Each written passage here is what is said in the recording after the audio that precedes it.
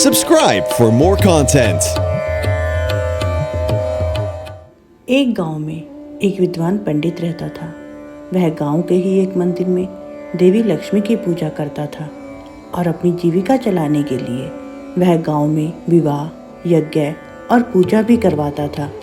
जब वह बूढ़ा होने लगा तो उसने अपने पुत्र को पूजा पाठ और अन्य विद्या सिखाई। एक दिन पंडित ने अपने पुत्र को अपने पास बुलाया और कहा, बेटा, अब मैं बूढ़ा हो चला हूँ, इसलिए जो काम मैं करता हूँ वही काम अब तुम्हें करना है। तुम्हें ही अपनी विरासत को आगे बढ़ाना है। तुम देवी लक्ष्मी की उपासना करना, परंतु याद रखना कि यह काम तुम्हें धन प्राप्ति के लिए नहीं करना है और साथ ही तुम्हें पंडित होने के सारे नियमों का भी पालन करना है। पंडित के पुत्र ने कहा, पिताजी, आपने मुझसे जो भी कहा है मैं आपके वचनों का पालन करूंगा। पंडित ने आगे कहा, मुझे तुम्हें एक और बहुत ज़रूरी बात बतानी है कि कभी भी किसी पर भी आंखें बंद करके विश्वास नहीं करना। मंदिर में आने वाले लोग अलग अलग उद्देश्य से आते हैं। जब तक कोई भी मंदिर में आने वाला व्यक्ति तुम्हें कुछ न बोले तुम उस पर ध्यान नहीं देना।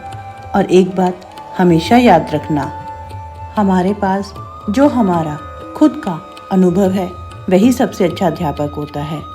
अगर तुम बिना सोचे समझे कोई भी काम करोगे तो हमेशा कठिनाई में फंस जाओगे। इसलिए तुम्हें इस काम को बहुत ही सावधानी पूर्वक करना होगा। पंडित ने अपने पुत्र को यह ज्ञान देके अपनी सारी जिम्मेदारियां अपने पुत्र को सौंप दी। परंतु पंडित का पुत्र बहुत लालची था। वह बिना पैसे लिए मंदिर में कोई भी पूजा नहीं करता था। वह अपने पिता की कही हुए बातों को भी नज़रअंदाज कर देता था और बिना सोचे समझे हर किसी की कही बात पर विश्वास कर लेता था। कुछ दिन बाद पंडित और उसका पुत्र दोनों ही मंदिर में सेवा कर रहे थे। उनके गांव का एक आदमी उन दोनों से मिलने आया। पंडित ने उस आदमी को अपने पुत्र से मिलवाया और उस आदमी से कहा, यह मेरा पुत्र है। अब मेरी उम्र हो चली है, इसलिए मैंने अपने पुत्र को मंदिर में पूजा पाठ की जिम्मेदारी दी है। अब मुझसे ज़्यादा भागदौड़ नहीं होती है। मुझे अपने पुत्र की बहुत चिंता होती है। आप किसी भी तरह की कोई पूजा करवाएं तो मेरे पुत्र को अवश्य बुलाइए। उस व्यक्ति ने जवाब दिया, ठीक है पंडित जी, यह बात मैं गांव में भी सबको बता दूंगा। आप बिल्कुल भी परेशान मत होइए। देवी लक्ष्मी का आशीर्वाद आपके पुत्र पर भी बना रहेगा। पंडित जी ने जवाब दिया, आप ठीक कह रहे हैं। देवी लक्ष्मी के आशीर्वाद से ही तो मैं यहाँ पर हूँ। मुझे पूरा विश्वास है कि देवी लक्ष्मी मेरे पुत्र पर भी अपनी कृपा बनाए रखेंगी। वह आदमी पंडित जी से बोला, पंडित जी, बातों बातों में मैं आपको बताना ही भूल गया।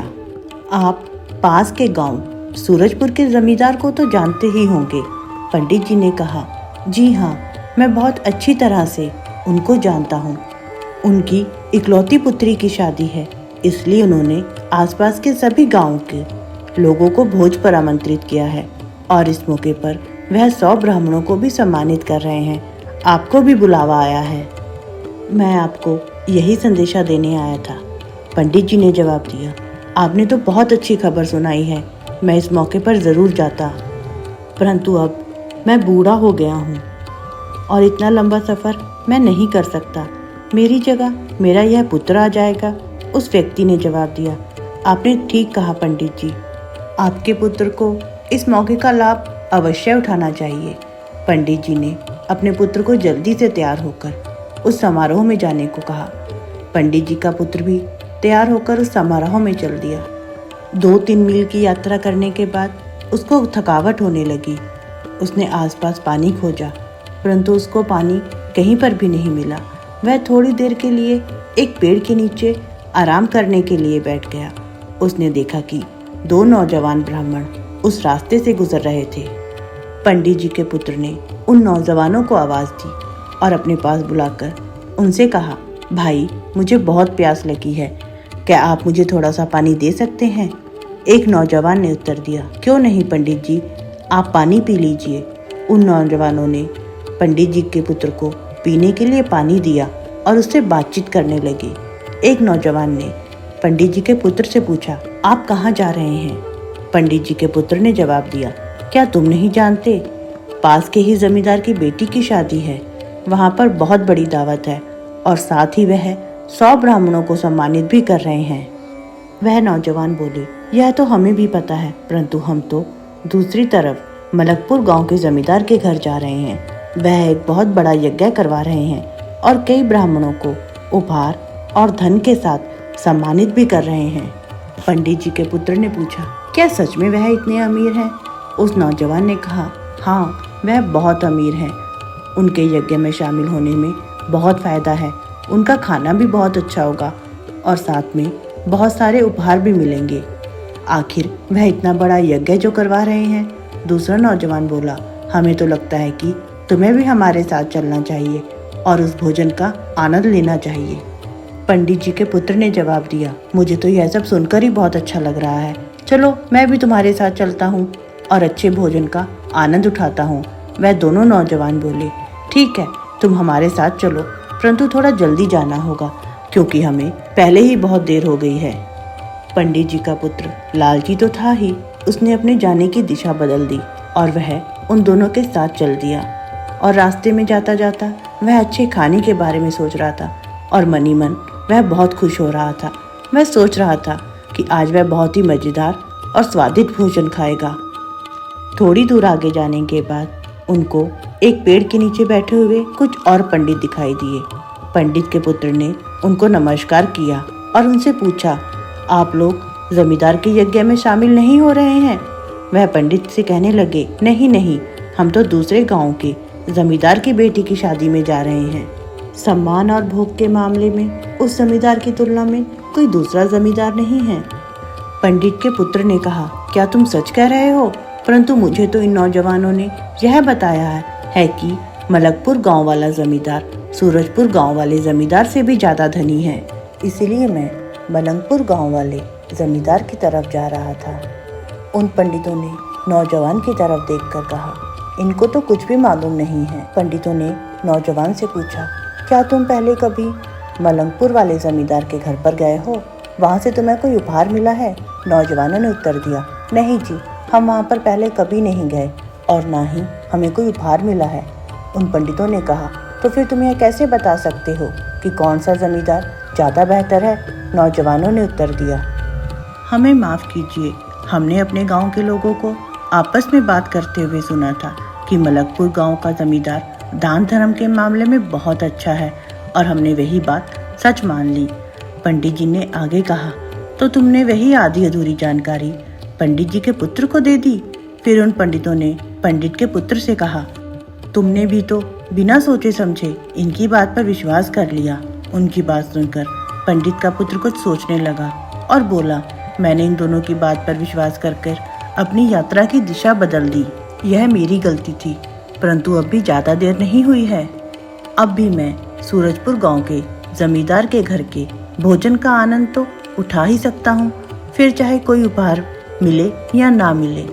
पंडित जी का पुत्र अपनी गलती का पछतावा करता हुआ फिर से सूरजपुर के जमींदार के घर की तरफ चल दिया। दोपहर हो गई थी और अभी वह आधे रास्ते में ही पहुंचा था। जिस रास्ते पर वह जा रहा था उसको उसी रास्ते पर अपने ही गांव के 2 ब्राह्मण मिले जो सूरजपुर से वापस आ रहे थे। पंडित जी के पुत्र ने उनसे कहा, पंडित जी, आप यहाँ पर कैसे? आप कहाँ जा रहे हैं? उन ब्राह्मणों ने जवाब दिया, हम सूरजपुर के जमींदार के घर से आ रहे हैं। उन्होंने सबके लिए भोज का आयोजन किया था और 100 पंडितों को सम्मानित भी किया। हमने तुम्हें वहाँ पर नहीं देखा, तुम वहाँ पर क्यों नहीं आए? पंडित जी का पुत्र बोला, मैं घर से निकला तो वहीं पर आने के लिए था, परंतु रास्ते में कुछ रुकावट आ गई और मुझे थोड़ी देर हो गई। वैसे वहाँ की दावत कैसी थी? ब्राह्मणों ने जवाब दिया, दावत तो बहुत ही अच्छी थी। कई तरह की सब्जियाँ, पूड़ियाँ, मिठाइयाँ और खीर, बहुत सब कुछ था। इतना सब कुछ खाकर अब तो ऐसा लग रहा है कि हमारा पेट फट ही जाएगा। उन ब्राह्मणों की बातों को सुनकर पंडित जी के पुत्र के मुंह में भी पानी आ गया। उसने फैसला कर लिया कि अब वह जल्दी से जल्दी खाना खाने के लिए तो पहुंच ही जाएगा। वह अपनी गलती पर पछता रहा था और सोच रहा था कि मैंने अपनी मूर्खता के कारण उपहार तो खो ही दिए हैं, कम से कम स्वादिष्ट भोजन ही खाने को मिल जाएगा। इनकी बातों से तो मेरी भूख और भी बढ़ गई है। वह ब्राह्मणों से बोला, आप मुझे आज्ञा दीजिए, अब मैं सूरजपुर गांव की तरफ जाता हूँ। एक ब्राह्मण बोला, अब वहाँ पर जाने का कोई फायदा नहीं है। वहाँ पर भीड़ इतनी ज्यादा थी कि खाना तो बहुत पहले ही खत्म हो गया। यह सुनकर पंडित जी का पुत्र बहुत उदास हो गया। वह बोला, यह सब इसलिए हुआ है क्योंकि मैंने उन नौजवानों की बात सुनी। अगर मैं अपने ही रास्ते पर चलता रहता तो मुझे कीमती उपहारों के साथ में अच्छे भोजन का भी आनंद प्राप्त होता। यह सोचकर वह निराश हो गया और उसने सोचा, कम से कम खाने को भोजन ही मिल जाए। इसी उम्मीद के साथ उसने फिर से अपना रास्ता बदल लिया और मलकपुर गांव के जमींदार की तरफ चल दिया। थोड़ी दूर आगे जाने पर उसकी मुलाकात मलकपुर गांव से वापस लौट रहे लोगों से हुई। पंडित जी के पुत्र ने उनसे पूछा, तुम सब कहाँ से आ रहे हो? उन लोगों ने जवाब दिया, हम मलकपुर गांव के जमींदार की दावत से आ रहे थे। लगता है कि आप सूरजपुर गए थे। आपको मलकपुर वाले गांव के जमींदार की दावत में आना चाहिए था।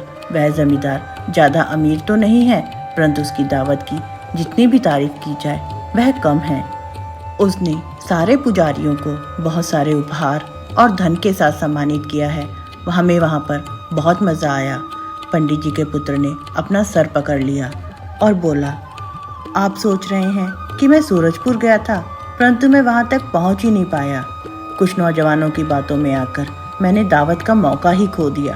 अब मैं अपना दोपहर का भोजन मलकपुर गांव में करने जा रहा हूँ। वह आदमी पंडित जी के पुत्र से बोले, अब तुम वहाँ पर जाकर क्या करोगे? अब वहाँ पर जाने का कोई फायदा नहीं है क्योंकि हम भोजन करने वाले आखिरी व्यक्ति थे और अब वहाँ पर सारा भोजन खत्म हो गया है। अब आप अपने घर पर वापस चले जाइए। उन लोगों की बातें सुनकर पंडित जी का पुत्र बहुत अधिक दुखी हो गया और वह सोचने लगा कि अब मुझे कुछ भी नहीं मिलेगा। यह सोचकर वह बहुत परेशान हो गया, परंतु अब उसके पास कोई और रास्ता नहीं था। वह भूख के मारे व्याकुल हो गया और पूरी तरह से थक भी गया था। वह अपने पैरों को घसीटता हुआ खाली पेट और खाली हाथ अपने गांव की तरफ लौट आया। अपने पुत्र को आता हुआ देखकर पंडित जी बोले, आओ बेटा, कैसी थी सूरजपुर के जमींदार के घर की दावत? विवाह में कितने लोग शामिल हुए थे? पंडित जी का पुत्र बहुत शर्मिंदा हुआ। वह बोला, पिताजी, मैं सूरजपुर नहीं गया। पंडित जी को उसकी बात सुनकर बहुत हैरानी हुई। उन्होंने पूछा, क्यों बेटा, तुम सूरजपुर गांव में क्यों नहीं गए? तुम तो सुबह निकले ही सूरजपुर गांव में जाने के लिए थे और इतनी देर बाद घर वापस आए हो। तुम इतनी देर से कहाँ पर थे?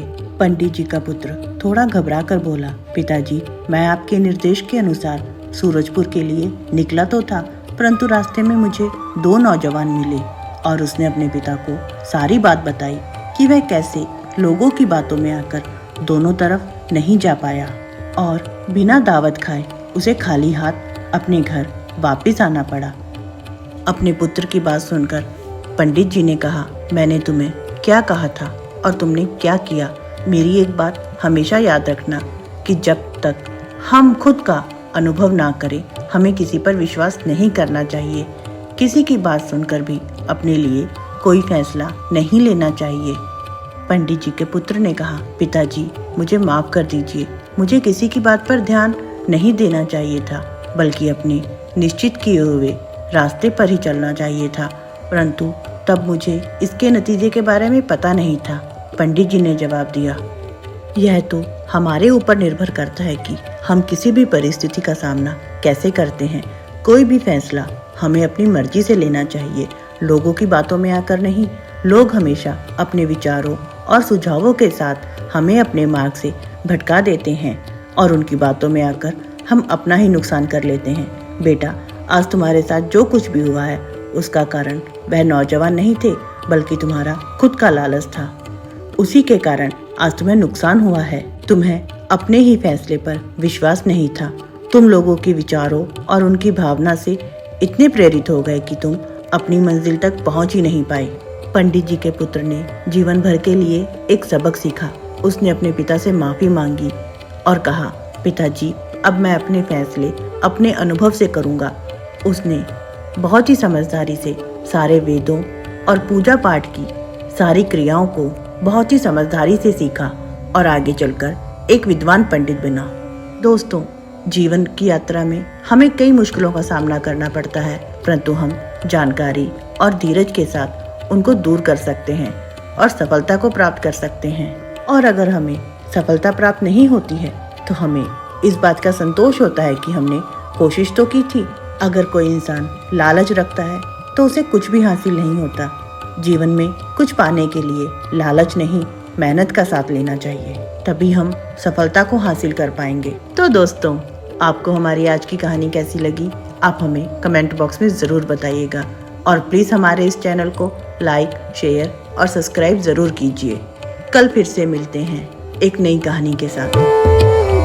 Subscribe for more content.